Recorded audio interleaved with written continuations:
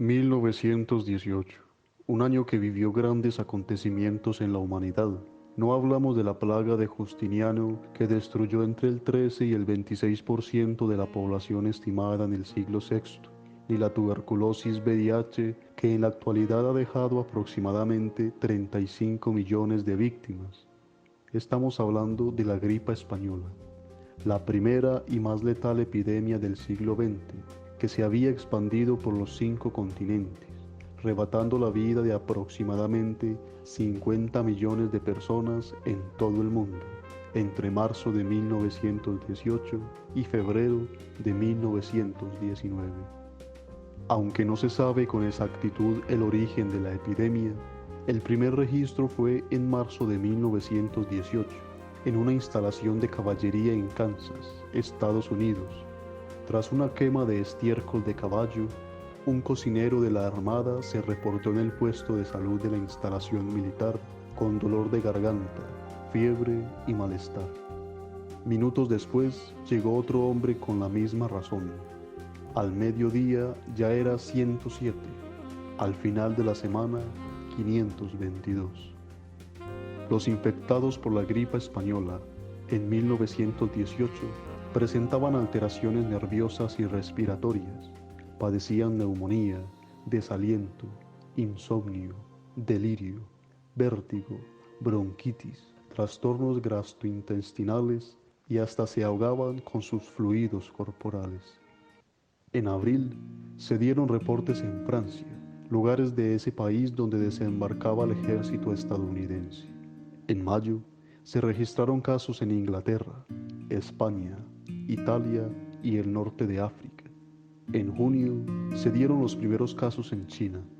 En la India murieron 12.5 millones de personas, el 40% de la población de esa época. En septiembre, el primer país suramericano en donde se registró el virus fue en Brasil. En Colombia, el virus llegó en octubre. El territorio colombiano estaba prácticamente deshabitado. El 75% de su tierra estaba abandonada. Las pésimas condiciones de salud y asistencia social, la pobreza y una desastrosa situación higiénica eran la nota dominante en las primeras décadas del siglo XX. Aunque las cifras varían, se estima que en Bogotá, entre octubre y noviembre de 1918, la enfermedad causó la muerte de 2.000 personas. Incluso, solo para octubre se habló de más de 1.200 casos. Los hospitales no daban abasto para recibir más enfermos, no estaban bien equipados y faltaban laboratorios que se encargaran de investigar cómo enfrentar la epidemia. Tampoco fue suficiente el cementerio central de la ciudad para enterrar los cuerpos y se tuvo que asignar otro en Chapinero. Los colegios, universidades, oficinas bancarias, locales comerciales, despachos ministeriales, departamentales y municipales estuvieron cerrados. Solo estaban abiertas las droguerías y la oficina de telégrafos, que poco después fueron cerrados junto con el servicio de tranvía.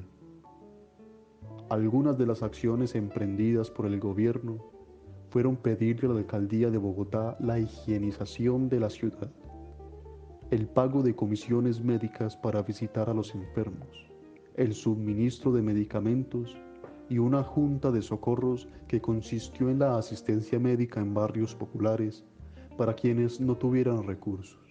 Además, se prohibieron las aglomeraciones de personas en eventos y se controlaron los espacios públicos.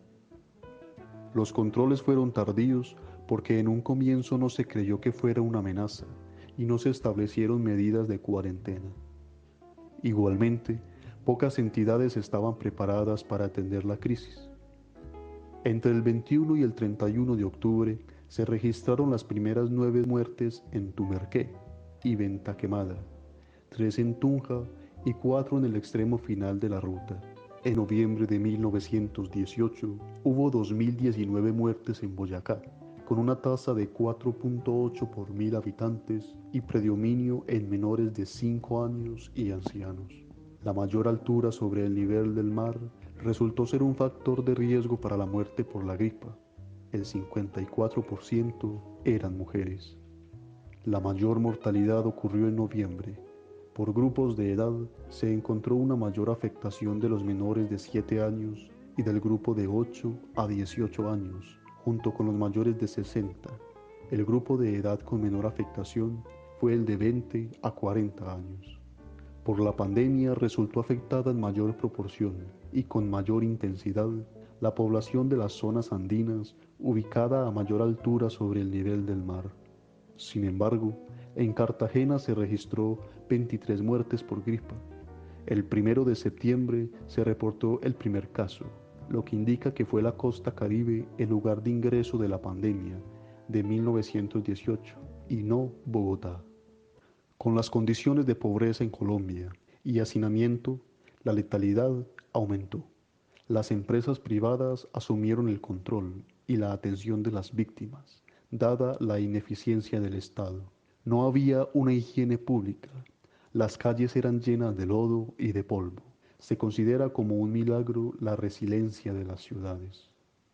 A partir de 1919, se encuentra que la gripa cobra importancia como causa de muerte, pues entre 1919 y 1927 se encontraron 5.996 muertes. El carácter de esta mortalidad retorna a ser estacional, con mayores manifestaciones en las temporadas de transición de tiempo seco a lluvia. No solo fue la pandemia lo que dejó víctimas, se cruzó en una misma época lo que más le teme a la humanidad, la Primera Guerra Mundial. Cuando la guerra dejaba aproximadamente 17 millones de muertes, se asomaba la gripa española y en cuestión de meses había estallado la gripa, una pandemia que al final mató a casi 3 veces más personas. En solo un año, la expectativa de vida en Estados Unidos se redujo 12 años. Como consecuencia de la Gran Guerra, la seguridad global se volvió la principal preocupación. En la Conferencia de Paz de París de 1919, los aliados volvieron a trazar fronteras, dividieron imperios y establecieron la primera organización mundial que había existido, la Liga de las Naciones. La Liga de las Naciones confió en los telégrafos para propagar información, y hoy en día la Organización Mundial de la Salud cuenta con los medios para prepararse ante las emergencias de salud. Y aunque millones murieron por la gripe española, la investigación y la cooperación internacional ayudaron a enfrentar los riesgos de la epidemia de influenza más recientes. Los medios de transporte desempeñan un rol importante en la propagación de las pandemias. Carabelas, vapores, trenes, automóviles y aviones han propagado con mayor rapidez el virus de la gripa. En el siglo XV, la peste necesitó 3 años para extenderse de Asia a Europa. 5 siglos más tarde, la gripe española se extendió por todo el mundo en pocos meses. Y a comienzos del siglo XXI, el virus del SARS viajó de Hong Kong a Toronto en 15 horas. La concentración de la población urbana y las enfermedades que favorecen las infecciones, como el SIDA, que facilitarían la propagación y la letalidad de una nueva pandemia. El papel de los animales, como aves y cerdos, sigue siendo fundamental en la génesis y transmisión de las pandemias de influenza, y el riesgo aumenta con la explotación industrial y la cría de los mismos en el siglo XXI. En 2009, en pleno furor de la gripa porcina, un informe de colombianos predijo lo que hoy vive nuestro mundo y Estados Unidos con el COVID-19. En su informe decían: la aparición de una próxima pandemia de gripa es solo cuestión de tiempo. No se puede predecir la gravedad, pero los programas basados en modelos indican que su impacto en Estados Unidos podría ser considerable. Entre 15% y 35% de la población estadounidense podría verse afectada por una pandemia de gripa, y el impacto económico podría oscilar entre 71.300 y 166.500 millones de dólares.